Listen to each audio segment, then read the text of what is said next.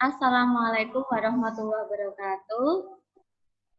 Alhamdulillahirrabbilalamin. Puji syukur kehadirat Allah Subhanahu wa Ta'ala. Kita masih diberikan kesehatan untuk pembahasan tryout 3 UTBK, pengetahuan dan pemahaman umum. Untuk pertama nanti akan kita bahas soal PPU yang berbahasa Indonesia. Silakan Ustadz Adi untuk pembahasan soal PPU berbahasa Indonesia.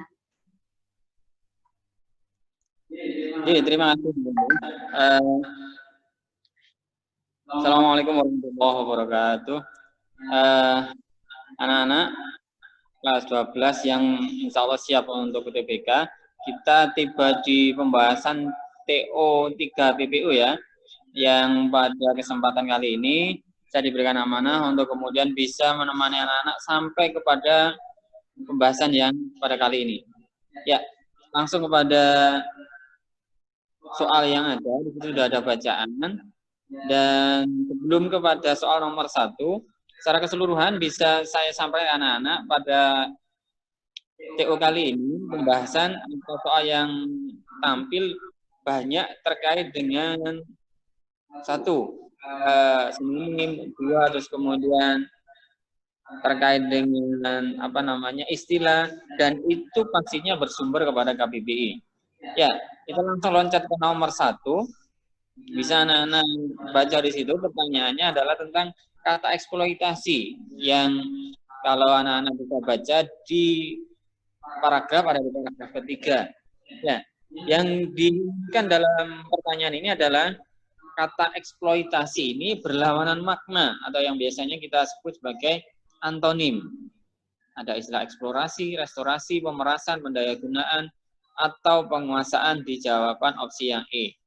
Ya, di pembahasan saya sebutkan, saya kutip dari KBBI, eksploitasi itu ada 2 makna. Yang pertama pengusahaan dan pendayagunaan.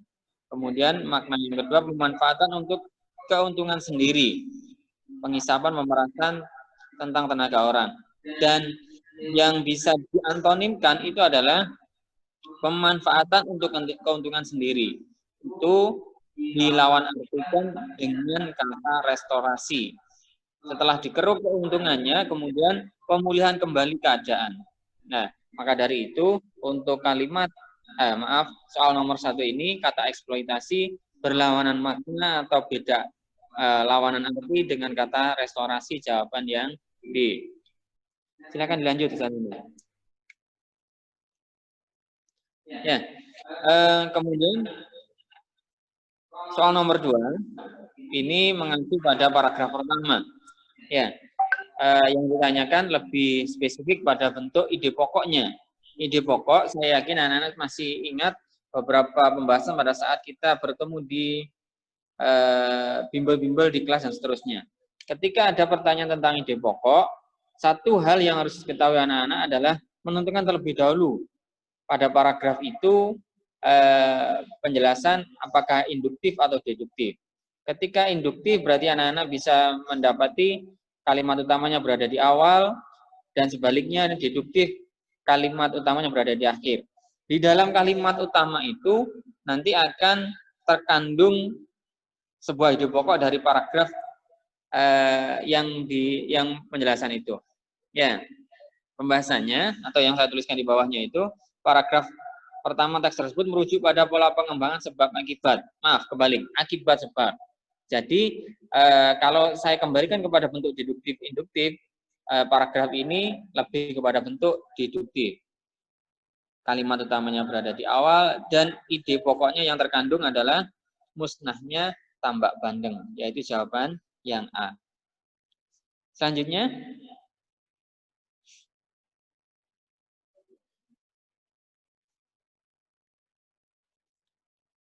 sudah nomor 3.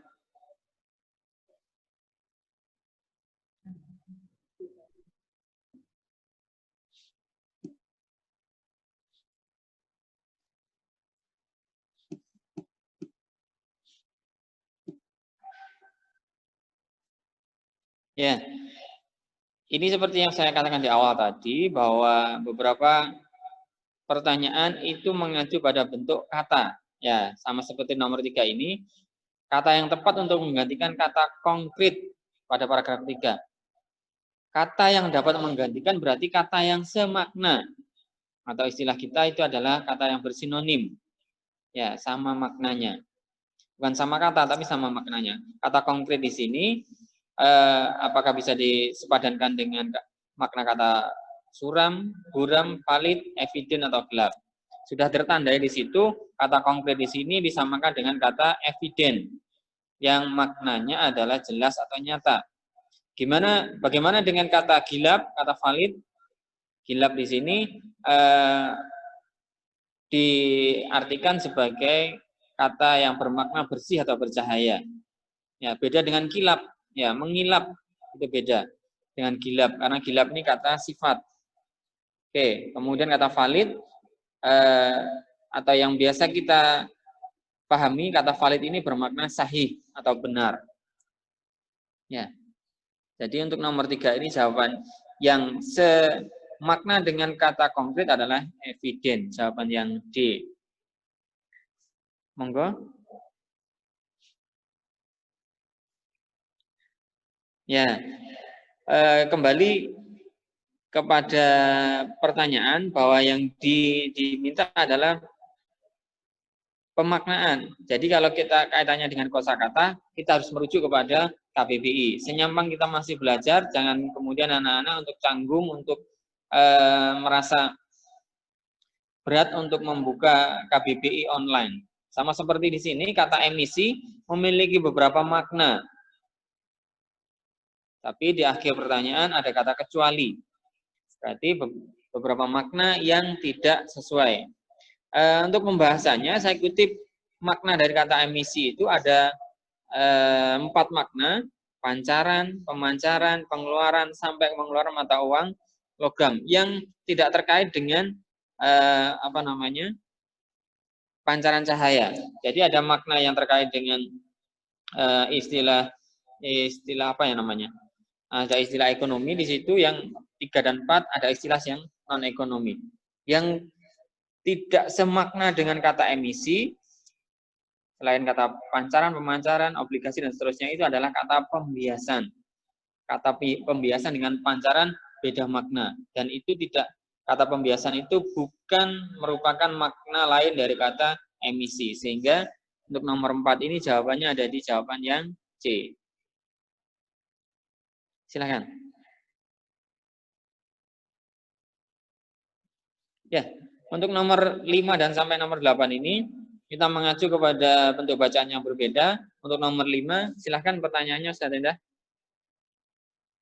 Ya, kalimat manakah yang sejajar dengan kata defisit? Ya, lagi-lagi di sini adalah kata yang diminta adalah makna dari sebuah kata, yaitu tentang kata defisit. Di bawahnya, saya juga kembali mengutip makna asli dari kata defisit ini sesuai dengan pemaknaan yang ada di KBBI. Yang diminta adalah makna yang sejajar, yang bisa dikatakan sama dengan makna asli dari kata defisit. Makna defisit sesuai dengan KBBI itu adalah kekurangan dalam anggaran belanja. Nah, sedangkan yang ditandai di jawaban itu yang D, mengutarakan negara sedang mengalami kekurangan keuangan. Nah, ini bisa disejajarkan, sepadankan dengan makna aslinya, kekurangan dalam anggaran belanja. Sehingga jawaban yang D itu lebih spesifik, mendekati makna asli daripada kata defisit. Lanjut, Ustaz. Nah, kemudian ini yang soal berikutnya, nomor 6. Tujuan penulis dalam menulis artikel di atas apa? Di situ, di dalam beberapa paragraf yang ada di bacaan itu, penulis menuliskan beberapa kondisi bagaimana upah buruh yang dirasa sangat rendah atau begitu rendah di Yogyakarta, dan beberapa masalah yang dihadapi para buruh dan selayaknya segera mendapatkan solusi. Nah, tujuannya apa? Apakah memberikan informasi, saran, menceritakan tentang seminar dan sebagainya. Ya, tujuan dari apa yang disampaikan oleh penulis artikel di atas, yang paling pas adalah apa? Memberikan informasi kepada pembaca bahwa ternyata di Yogyakarta itu upah buruh masih dirasa kurang layak dan harus segera dicarikan solusi. Ya, memberikan informasi itu intinya. Ya. Nomor 6 jawaban yang A. Nah, lagi-lagi saya katakan bahwa untuk TO3 ini lebih mengedepankan pada bentuk pengetahuan anak-anak tentang kosakata, ya, atau pengetahuan tentang pengetahuan umum. Kata aliansi di sini nomor 7. Ya, pada paragraf keempat ini dapat digantikan dengan kata apa? Apakah perjanjian, persahabatan, persetujuan, atau perwakilan? Kalau kita mau menyepadankan sebuah makna kata, makanya kita harus memaknai terlebih dahulu. Kata asal dari aliansi itu dia bermakna apa? Ikatan. Ya. Ikatan berarti apa? Ada dua hal, tidak mungkin ikatan itu hanya satu. Ikatan antara dua negara atau lebih dengan tujuan politik. Itu istilah aslinya. Tapi dengan satu kata yang kita ambil, bisa kita sejajarkan, bisa digantikan kata aliansi itu dengan persatuan. Ya, ini ada di jawaban yang D. Silahkan. Ya, kesimpulannya untuk soal nomor 8 ini dalam paragraf ketiga untuk bacaan di atas, apakah yang kemudian bisa kita simpulkan bahwa upah yang ternyata terjadi di daerah Yogyakarta itu karena beberapa hal menjadi faktornya. Salah satu faktor yang dikedepankan di situ adalah ketika survei yang dilakukan oleh Dewan Pengupahan Daerah itu ternyata manipulatif. Nah, ada kata manipulatif di sini. Apa itu? Berarti data yang disajikan, data yang diberikan itu tidak sesuai dengan fakta yang ada di lapangan. Sehingga apa? Imbasnya upah yang begitu murah yang tidak layak itu ternyata ketika kemudian dicek di lapangan tidak sesuai dengan data yang dihadirkan, data yang diberikan, data yang dilaporkan oleh Dewan Pengupahan Daerah. Karena apa? Itu sifatnya manipulatif, tidak sesuai dengan data aslinya. Sehingga kesimpulannya yang sesuai dengan bacaan yang ada di paragraf ketiga itu lebih pas ada di jawaban yang E. Silahkan. Ya, ini untuk penggalan yang ketiga, ada bacaan lagi kaitannya dengan Monas. Monas yang akan ada revitalisasi, tapi ternyata kemudian ada yang melaporkan, yaitu terkait revitalisasi itu dianggap ada dana-dana yang kemudian itu dirasa tidak sesuai dan kemudian dilaporkan oleh salah satu dari partai dan bergandengan tangan dengan KPK untuk kemudian menyisir apakah kontraktor itu sesuai dengan prosedurnya atau tidak. Kita masuk ke soal nomor 9. Ya, makna asli dari kata revitalisasi menjadi pertanyaan di nomor 9 ini. Revitalisasi, ya, sesuai dengan maknanya, revitalisasi makna dari KBBI berbunyi bahwa revitalisasi ini berupa proses, cara, perbuatan menghidupkan atau menggiatkan kembali. Secara spesifik dan pas, makna revitalisasi ini ada di jawaban yang E, perbuatan menghidupkan kembali dan menggiatkan kembali. Revitalisasi ini menghidupkan kembali kaitannya dengan kawasan yang ada di Monas untuk bacaan di atas. Ya, untuk menghidupkan itu butuh biaya yang besar. Karena ini kaitannya dengan rencana dari Gubernur DKI Jakarta untuk kemudian sekitar Monas itu akan digunakan untuk formula berapa itu ya, saya lupa. Tapi kemudian ada beberapa pro kontra, lebih kuat yang kontra sehingga sepertinya kok akan ditinjau ulang. Nomor 9 jawabannya yang E. Lanjut nomor 10. Ya, kesimpulan dari paragraf kedua. Ini masih ada kaitannya dengan paragraf pertama, tapi nomor 3 ini lebih spesifik. di mana langkah telah diambil oleh salah satu politisi dari Partai PSI itu yang kemudian bekerja sama dengan KPK untuk mengusut isu kejanggalan atau dugaan ada kejanggalan terhadap kontraktor yang akan menggarap revitalisasi di sekitaran Monas itu. Dan kesimpulan yang paling pas terhadap paragraf kedua itu kita dapati tertuliskan di jawaban yang C, di mana isu kejanggalan terhadap kontraktor itu begitu menjadi concern dari salah satu politisi ini. Nomor 10 jawabannya yang C. Monggo. Ya, berlanjut kepada bacaan berikutnya, dan ini pada teks paragraf ketiga. Setelah kemudian ada dirasakan ada kejanggalan di paragraf kedua tadi, terus kemudian politisi itu menggandeng KPK untuk kemudian mengusutnya, yang menjadi patokan atau menjadi faktornya apa? Karena dalam revitalisasi ini dianggap begitu besar biayanya, dan itu dianggap sebagai bentuk pemborosan. Nah, makanya dalam bacaan itu yang menjadi pokok dalam pembahasan di paragraf 3 itu adalah tentang dugaan pemborosan biaya revitalisasi itu. Pemborosan biaya yang begitu besar untuk pemulihan kembali kawasan-kawasan di sekitar Monas itu. Dan yang paling pas dari ide pokok paragraf ketiga ini ada di jawaban yang B. Pemborosan biaya revitalisasi. Lanjut nomor 12. Ya, hubungan gagasan pertama dan gagasan kedua.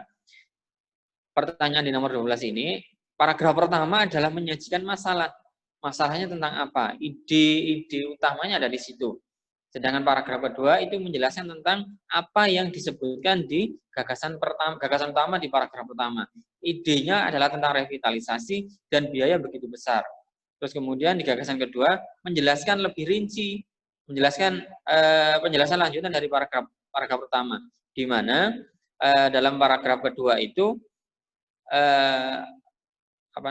salah satu politisi dari PSI itu menduga dan berusaha untuk mengecek kejanggalan pada proyek yang akan dilaksanakan itu.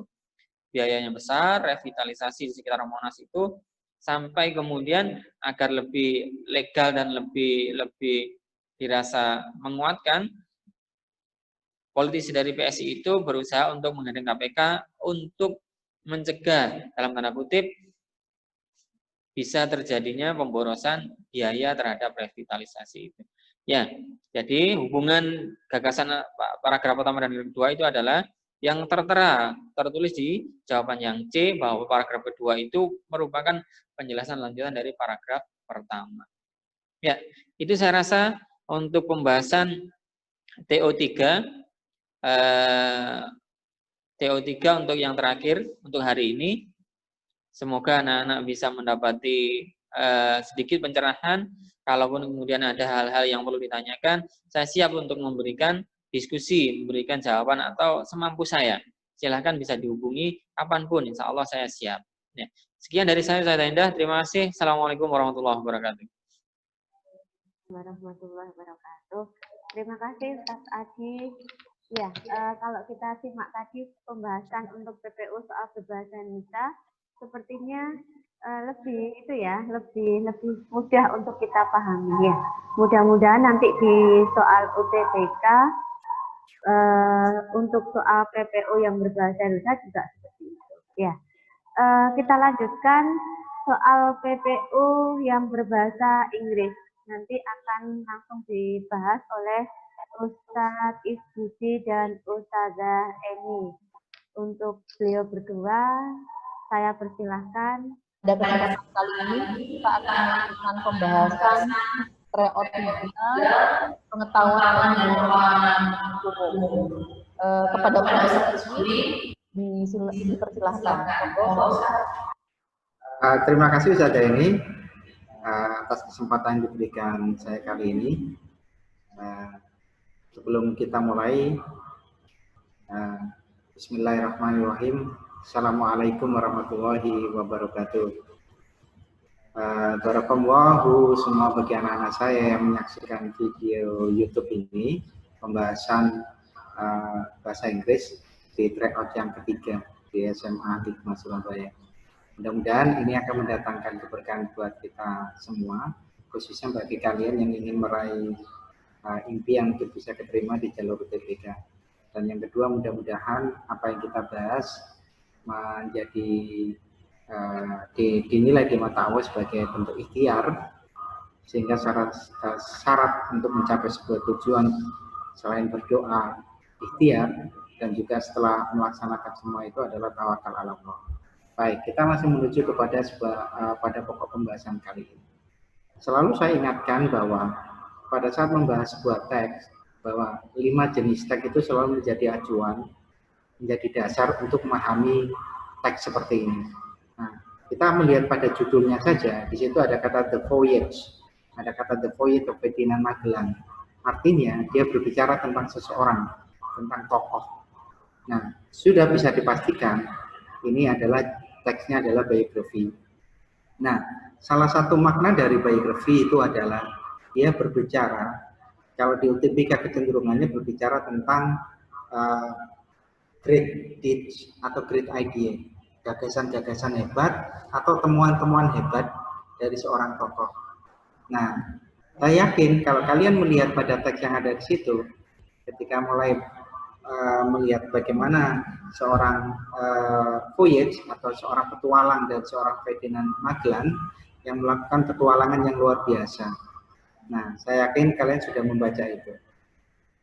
Nah, sekarang kita menuju ke soal. Karena yang namanya biografi ya begitu saja.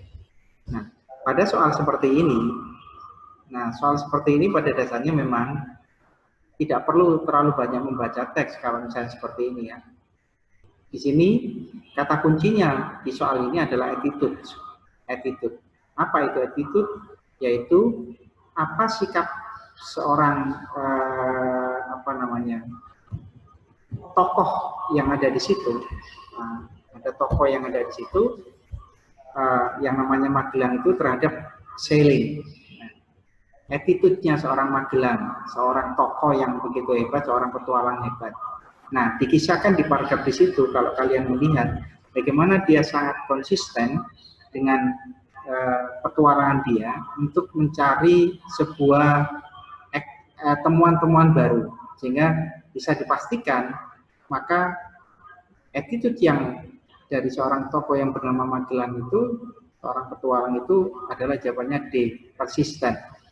Nah, jadi kemampuan yang sangat perlu kalian perkuat untuk menjawab soal seperti itu adalah yang pertama tentu tingkat kemampuan vocabulary-nya cukup harus bagus. Tapi acuan yang paling penting karena ini adalah teks biografi itu adalah mengacu ke topik. Nah, topiknya kita tahu tentang karya atau perjuangan hebat dari seorang Magellan. Maka bisa dipastikan jawabannya D. Itu cara yang paling efektif bagaimana menjawab sebuah soal seperti ini. Yang kedua, kita lihat soal selanjutnya nomor 14. Nah, di nomor 14 ini sebenarnya kalau melihat soalnya ini ya tentu kemampuan vocabulary sama pemahaman bagaimana menerjemahkan yang dimaksud dengan papal degree itu adalah mengacu kepada konteks kalimat. Jadi tidak ada cara yang efektif untuk menjawab soal seperti itu kalau misalnya tidak memiliki kemampuan vocabulary dan pemahaman konteks kalimat. Kita tahu bahwa yang dimaksud dengan papal degree itu ada artinya dekret dari seorang mungkin seorang raja atau seorang paus, karena ini kan terkait masalah seorang Magellan yang bercerita tentang di zamannya yang dimana paus itu sangat berkuasa pada waktu itu. Maka bisa dipastikan karena ini adalah papal degree ditanya arti apa maksudnya, maka jawabannya itu adalah B, mandate issue by the Pope, artinya mandat dari seorang paus. Maka itu jawabannya adalah B. Dan selanjutnya, saya kira sudah sangat jelas, sekarang kita ke nomor 15. Nah, di nomor 15, kalau pertanyaannya itu kan, the most valuable lesson, artinya pelajaran yang paling bermanfaat yang bisa kita dapatkan dari seorang petualang Magelang itu apa? Mungkin kalau di dalam teks naratif itu disebut dengan moral value. Nah, moral value yaitu nilai moralnya. Tapi di sini karena ini bicara tentang biografi seorang tokoh Magelang, petualang Magelang, ya ditanya the most valuable lesson, pelajaran yang paling bermanfaat dari seorang Magelang pada perjalanan petualang dari Magelang itu apa? Nah, untuk bisa menjawab seperti ini, tentu kita melihatnya di paragraf terakhir. Nah, di paragraf terakhir itu kesimpulan. Nah, kesimpulan itu bisa kita mengambil sebuah pelajaran penting apa yang didapat dari seorang Magelang Voyage. Ternyata kalau kita melihat berdasarkan teks, maka membuktikan seorang Magelang Voyage itu membuktikan bahwa selama ini dulu di kalangan mungkin komunitas orang-orang yang ada di mungkin di gereja atau mungkin di kelompok yang dipimpin oleh Paus itu mengatakan bumi itu nggak bulat. Nah, dibuktikan seorang Magelang Voyage itu kesimpulannya adalah bumi itu round, bulat. Makanya jawabannya adalah C. Nah, itu. Nah, selanjutnya di nomor 16. Sekali lagi, soal seperti ini itu memang apa ya, kemampuan vocabulary sama memahami konteks kalimat lagi-lagi diuji. Sangat diuji. Nah, di situ ditanya, why did the author use the word privilege in paragraph 3? Kenapa kok dia menggunakan kata privilege? Padahal kita tahu privilege itu adalah hak istimewa. Nah, kalau kita melihat pada soal yang ada di situ, yang kita melihat di paragraf ketiga ada kata-kata so few sailors were privileged to gaze in the first panorama of the Pacific Ocean. Bahwa beberapa pelayar itu memiliki hak istimewa kalau bahasa kita itu menatap bagaimana panorama pertama di Lautan Pasifik. Nah, apa yang dimaksud di situ? Bahwa mereka itu, privilege yang dimaksud di situ itu adalah mereka pertama kali, orang yang pertama kali melihat bagaimana hebatnya, indahnya keindahan di Pacific Ocean. Nah, itu yang dimaksud dengan kata privilege di paragraf 3. Kenapa kok tidak menggunakan pertama kali? Enggak, karena tidak ada satupun mungkin sebelumnya orang yang mampu melihat panorama itu, sehingga privilege itu menunjukkan betapa istimewanya bagi siapapun yang mampu melihat panorama pertama kali di Pacific Ocean. Makanya jawabannya adalah A, menggambarkan, kalau kita artikan the illustrate, menggambarkan the beauty of the Pacific Ocean, keindahan dari Laut Pasifik, and how lucky, nah kata-katanya adalah how lucky, betapa beruntungnya these sailors, para pelayar itu mampu pertama kali melihatnya, sehingga jawabannya adalah A. Nah, itu sangat jelas. Jadi kemampuan konteks sama vocabulary sangat penting. Kalau privilege nggak tahu ya bingung, kamu nggak bisa jawab. Nah, selanjutnya di nomor 17. Nah, nomor selanjutnya ini kita lihat sebentar. Nah, baik. Di nomor 17 teksnya berbeda. Sekali lagi ini berbeda. Nah, di teks yang ke-17 ini, kalau kalian melihat pada teks di judulnya saja, Disappearance of Amelia Earhart, lenyapnya seseorang, namanya Amelia. Nah, kalau misalnya namanya Ustadzah ini misalnya, ya bisa artinya disappearance of Ustadzah ini. Nah, kalau sudah bicara tentang disappearance, artinya lenyapnya, pasti ada sebuah misteri. Kalau ada sebuah misteri, pasti ada masalah. Nah, ketika ada masalah seperti itu, kemungkinan ada solusi. Nah, teks seperti ini lebih cenderung sebenarnya. Ini arahnya ke sebuah naratif sebenarnya. Tapi ini lebih ilmiah. Kenapa? Ini kejadian yang sebenarnya. Bagaimana ada sebuah kejadian seorang penerbang yang tiba-tiba hilang. Padahal waktu itu kejadiannya di Perang Dunia Nah, pada waktu itu Jepang dengan Amerika yang sangat bersiteru pada waktu itu. Mungkin Perang Dunia Kedua ya. Nah, tiba-tiba ketika seorang Emilia Earhart itu menembakkan pesawatnya, loh kok nggak nyampe sama sekali. Sehingga pada waktu itu mungkin menjadi berita hebat, sehingga ditulis mungkin. Nah, terjadilah dugaan. Nah, dugaan itulah disebut dengan misteri. Pendapat dari para ahli disebutkan tentang hilangnya seorang Amelia Earhart. Nah, langsung aja kita sudah tahu topiknya. Oh ya sudah, ini bicara tentang konflik. Ketika ada konflik pasti ada solusi. Nah, sekarang kita lihat konfliknya apa, solusinya apa. Pasti di situ soalnya bulat di situ. Kita buktikan sekarang soalnya.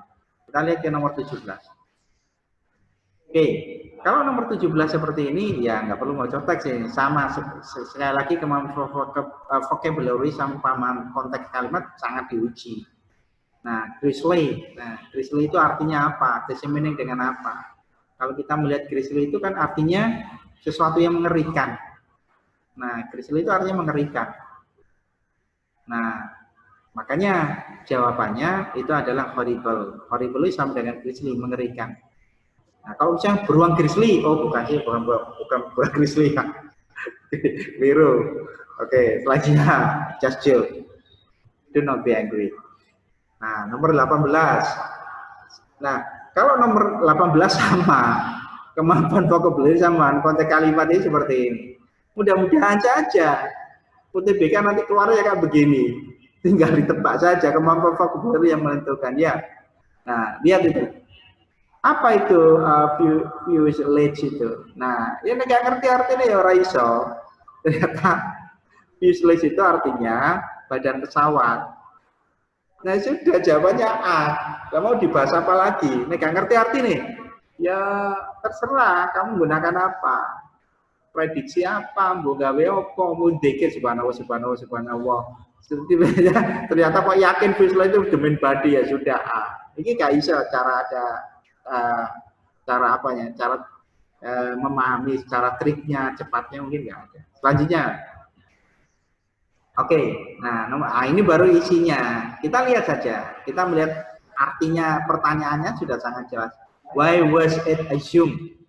Kenapa diasumsikan that bahwa the Japanese had captured Earhart? Kenapa diasumsikan bahwa Jepang itu menangkap Earhart, seorang penerbang tadi? Dan she would have been executed, dan dia sudah dieksekusi. Kenapa kok ada asumsi itu? Kita tahu bahwa ini terjadi di Perang Dunia antara Jepang sama Amerika. Nah, sehingga ketika tiba-tiba pesawatnya seorang Earhart itu hilang, ya orang-orang Amerika akan berpikir, pasti dicekel Jepang. Nah, sederhananya seperti itu. Sehingga bisa kita tebak bahwa jawabannya adalah I. Kenapa? Karena pada saat perang itu dengan Jepang itu selama akhirnya apa? Earhart dianggap mata-mata, ya dicekel akhirnya. Nah, coba nggak mata-mata. Nah, misalnya tidak terjadi pada perang, dia terbang ke Indonesia gitu, ya bukan mata-mata, mungkin dianggap penyusup. Nah, jadi sederhana itu kan bicara tentang konflik kan. Nah, tadi saya sudah bilang topiknya tentang konflik sama solusi. Nah, ini konfliknya. Oke. Selanjutnya kita lihat nomor 20. Nah, di nomor 20 ini di situ ada apa ya? Kalau sekali lagi kata kuncinya memahami dari tidak hanya memahami teks itu, tidak hanya memahami topiknya saja, tapi memahami kata kunci di pertanyaan. Kalau misalnya tidak memahami kata kunci di pertanyaan akan sulit. Seperti Ustadz bilang ada imply, ada intent, ada. Nah, ini kata yang menunjukkan bahwa why did the author present? Mengapa kok pengarang itu menggambarkan dua teori daripada hanya sekedar menggambarkan pada satu teori. Kenapa kok ada dua teori? Kita lihat di paragraf selanjutnya, di paragraf 2 atau 3 itu kan ada dua teori. Kenapa kok seorang Earhart itu kok hilang? Nah, ada dua teori di situ. Tuh, kenapa kok dia memberikan dua teori? Dan saya yakin teori itu disampaikan sama orang yang ahli. Kalau dia nggak ahli, nggak mungkin memberikan teori. Oh, ditangkap karena dia dianggap mata-mata sehingga pesawatnya hilang. Ada yang katakan, oh mungkin pesawatnya lugur, tapi tidak ditemukan badan pesawat. Itu masalahnya. Nah, sehingga bisa kita lihat tentang misteri ini, kenapa dia memberikan dua teori, karena ingin menunjukkan keobjektivitasan dia. Nggak mungkin hanya satu teori, ya pasti dua teori. Bisa saja lebih dari dua teori. Makanya jawabannya C. Oke, sederhana aja nih jawabannya. Ini menurut saya tingkatan UTBK masih, kalau 1 sampai 10 ini masih level berapa ya? Level 5 lah. Masih tingkat lebih baik dari UNBK. Nah, kalau kamu ingin UTBK, penuhi Ustadz Budi. Oke, nanti tak kasih nomor telepon itu. Kita diskusi. Nah, tenang aja, nggak gratis. Paling ngasih ongkos bensin lah, oke? Maaf, bisa bikinin. Selanjutnya, alhamdulillah, saya kira habis. Nah, saya kira udah habis dan saya mudah-mudahan kalian memahami untuk informasi dan penjelasan detail menghadapi soal UTBK. Karena UTBK SMA sudah berhenti toh. Nah, saya siap membantu. Kapanpun hubungi saya lewat Ustadz ini. Terima kasih. Assalamualaikum warahmatullahi wabarakatuh. Waalaikumsalam warahmatullahi wabarakatuh. Terima kasih Ustadz Budi atas penjelasannya. Mungkin sebelum kita tutup, kita berdoa dahulu pembahasan PO3 pemahaman umum. Kepada Ustadz Budi, mohon dipersilakan. Baik, di dalam berdoa itu ada adabnya. Yang jelas adabnya itu adalah tangan selalu tidak pernah di bawah pusat. Itu Rasulullah ketika berdoa. Dan yang kedua, kita perbanyak istighfar karena kita tahu dosa kita banyak. Oke. Al-Fatihah. A'udzubillahi minasyaitonir rajim. Bismillahirrahmanirrahim. Alhamdulillahirabbil alamin. Ar-Rahmanirrahim. Maliki yaumiddin. Iyyaka na'budu wa iyyaka nasta'in. Shiratal mustaqim. Shiratal ladzina an'amta 'alaihim ghairil maghdubi 'alaihim waladdallin. La ilaha illa anta subhanaka inni kuntu minadz dzalimin. La ilaha illa anta subhanaka inni kuntu minadz dzalimin. Ya Allah. La ilaha illa anta subhanaka inni kuntu minadz dzalimin. Allahumma shalli ala Muhammad wa ala alihi wa sahbihi ajmain. Alhamdulillahi rabbil alamin. Allahumma la sahla illa man ja'altahu sahla wa anta taj'alul husna idza syi'ta sahla. Allahumma inna nastaghfiruka wa nasta'dzinuka bima 'allamtana. Farduqulana indah hajatina UTBK ya Rabb, indah hajatina UTBK ya Allah, tahun ini ya Allah, indah hajatina walakum sinau ya Rabbal alamin. Rabbana atina min ladunka rahmah wa hayyi lana min amrina rasada. Rabbana taqabbal minna innaka antas samiul alim wa tub 'alaina innaka antat tawwabur rahim. Rabbana atina fid dunya hasanah wa fil akhirati hasanah wa qina adzabannar. Subhanaka rabbil izzati amma yasifun wa salamun alal mursalin walhamdulillahi rabbil alamin. Barakallahu fikum. Terima kasih Ustadz Ustada. Anak-anakku, semoga pembahasan pengetahuan dan pemahaman umum bermanfaat untuk kalian. Kita tutup dengan pembacaan hamdalah bersama. Alhamdulillahirabbil alamin. Doa kafaratul majelis. Subhanakallahumma wa bihamdika asyhadu an la ilaha illa anta astaghfiruka wa atubu ilaik. Assalamualaikum warahmatullahi wabarakatuh.